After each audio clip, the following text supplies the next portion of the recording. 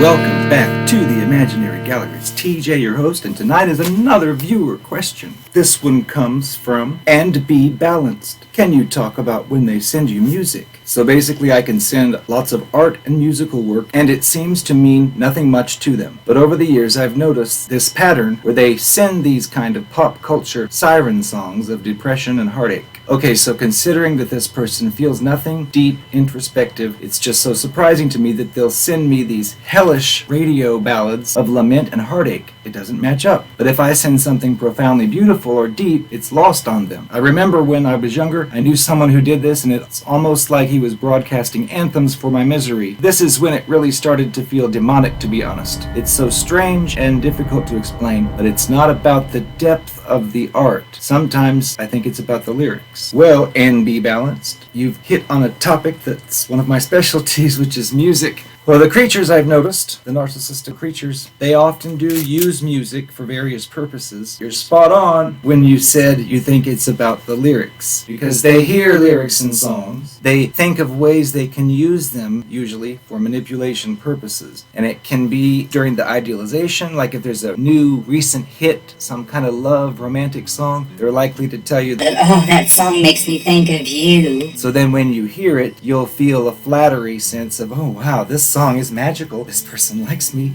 Oh, it's this song. I like it too. Chances are they've done the same thing to others and used the same song. They can also use it during the time when you've attempted to leave them. They'll find the sappiest love song they can find, and based on the lyrics, they'll use those songs to try to make things work out in their way. So I wouldn't think that they even feel anything from any of the music. They only see it as, oh, what are the lyrics? Oh, can I use it or can I not use it? Another reason they can do this is if they know you're a music lover, they may try this with the music. It's telling you about a song when they first met you, or after you've discarded them, they'll send you these love songs, hoping they'll touch you because they know that you're a human being that has emotions. And they kind of shop songs. The way to think of this is imagine that they are an artificial intelligence machine, and its goal is to become like a human. So what it does is it looks for things in movies, it looks for things in music, it looks for phrases that regular people might use. For example, a movie where a lover gets caught cheating on its partner, and yet the cheating partner says something to the lover and it ends up with them getting back together. They'll see that, they won't understand any of the feelings, but they'll just think, oh wow, if you say that, it works. And they'll try that in many cases. Now sometimes they mess it up and they'll say something, some phrase from some song or some movie. It fit in the movie if you saw the movie, but in your situation it doesn't, and you'll think, why did you say that? And if you show that kind of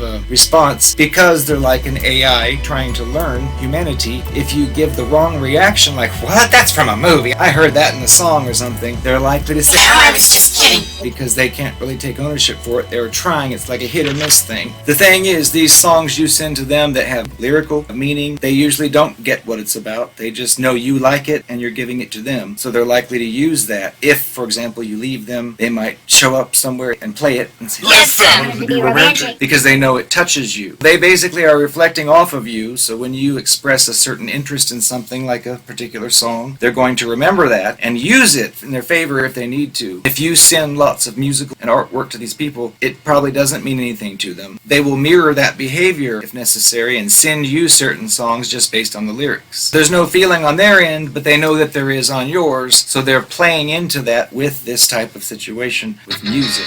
One thing you need to keep in mind as well is you're dealing with a predator.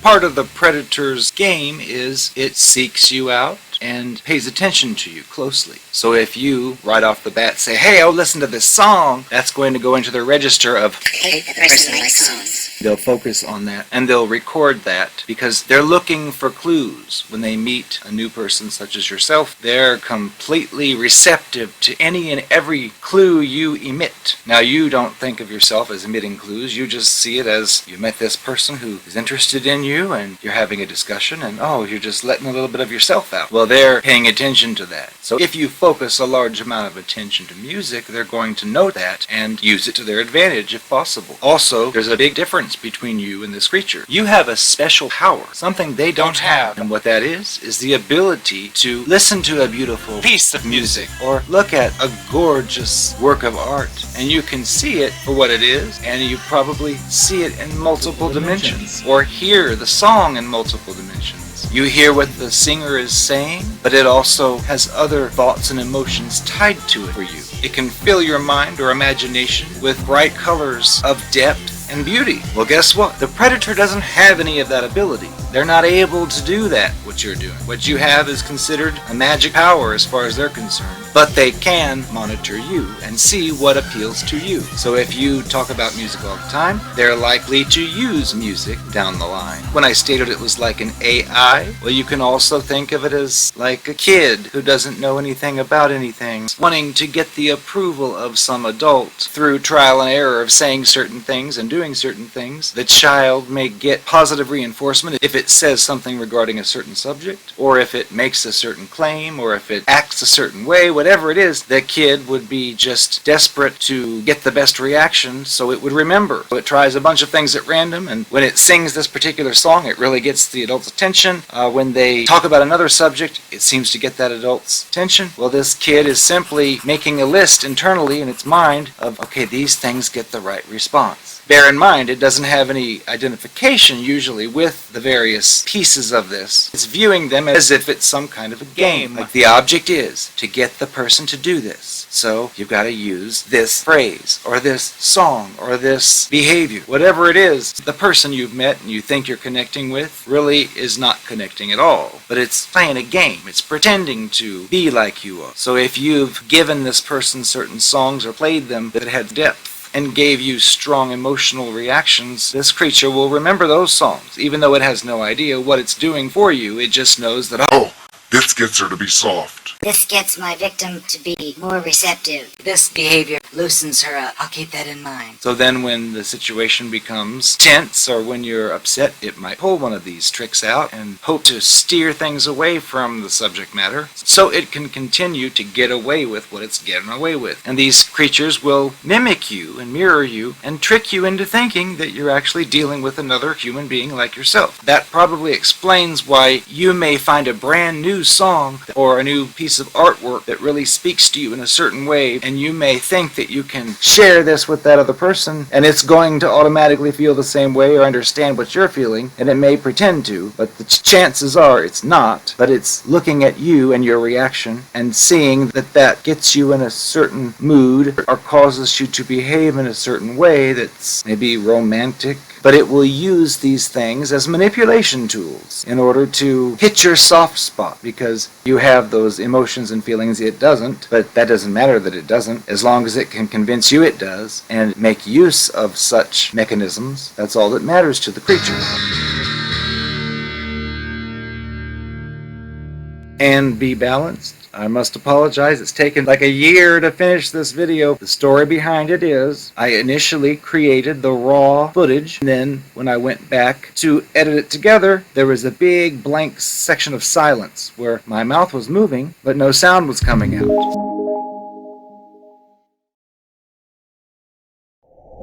So I figured, oh, that'll be easy. I'll just listen to it and I'll be able to overdub the words over the silent video. Problem was, I wasn't able to do that. I had forgotten what I'd said, so I went ahead and just thought I'll put this aside. I don't want to throw it away, but and I worked on other projects. I finally came back to it, was messing with it again. Then I eventually went back to the original file that I had transferred over to the program, and the sound was there. It does kind of do some jerking and jumping around. I don't know what that's about, but I was able to piece it together and put the one with audio over the one that didn't and matched that up at least. And that's what took so long for this to come out as a response and be balanced. I wouldn't typically take that long. Then I eventually put it together, and here it is for you today.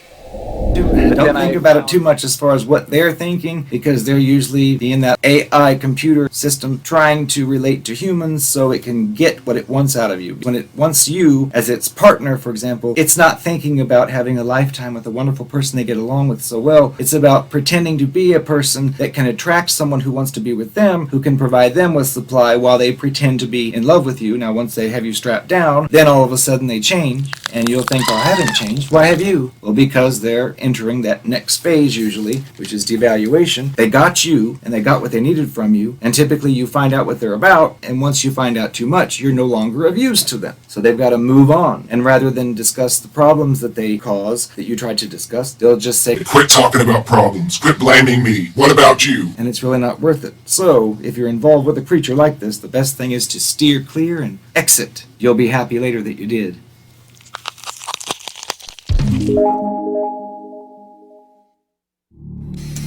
I have gotten fired from Playboy, but I'm now going to be in Penthouse. A nice wide spread. Read my lips.